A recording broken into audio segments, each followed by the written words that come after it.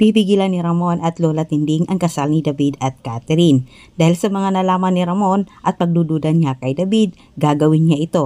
At sa kabilang dako, pinayuhan ni Tinding itong si Catherine ang siyang nakapagmulat sa mata ni Catherine. Ginawang paing muna ni Olga itong si Marites para lumabas umano itong si Tanggol sa lunggang pinagtataguan nito. Ngunit siyang mitya pala para sa magandang plano nilang dalawa ni David. Kanya-kanya na silang tago. Ginamit ni Olga itong si Santino para makarating kuno kay Tanggol ang nangyari kay Tess. At nang malaman naman ito ni Tanggol ay kinagat naman ng binata ang paing ni Olga.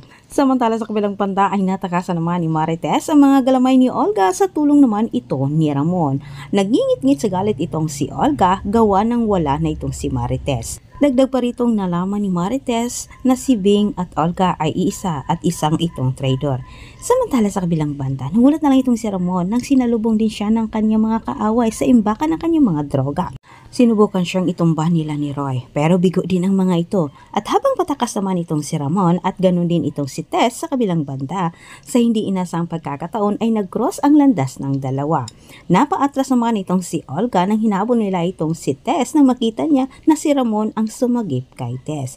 Halong kaba ang nararamdaman at takot ni Olga, kaya't agad siyang kumilos. Sinusulsulan niya itong si David pagdating niya sa mansyon na kailangan nilang unahan itong si Ramon sa lalong madaling panahon. Subalit hindi kaagad pumayag itong si David sapagkat hindi pa nangyari ang kasal nila ni Catherine na siya'y maging ganap na kabalyero. Pinaratangan pa ni Olga itong si Marites, diretsa ang sinabi niya kay David na nakita umano niya itong si Ramon at Marites na nagkikita. Sinabi ni Olga kay David na ngayon nag-cross ang landas umano ng dalawa. Sigurado siya na may sasabihin itong si Marites kay Ramon patungkol kay Tanggol. Ang siyang maging dahilan umano para ungkatin pa umano ni Ramon ang pagpapakilala niya dito kay David. Pumayag si David sa gustong mangyari ni Olga. Pero sinabi niya dito na kailangan pagkatapos umano sa kasal nilang dalawa ni Catherine. Ngunit paano pa mangyayari ang kasal nilang dalawa ni Catherine kung si Tinding naman ay kumilos din sa kabilang banda? Naglabas ng sama ng loob itong si Catherine dito kay Lola Tinding. Pinayuhan naman ni Lola Tinding si Catherine na hindi umano kailangan na itali ang sarili nito sa taong hindi naman umano niya mahal. Dagdag pa ni Tinding na kailangan merong gawin itong si Catherine na para hindi niya pagdusahan habang buhay.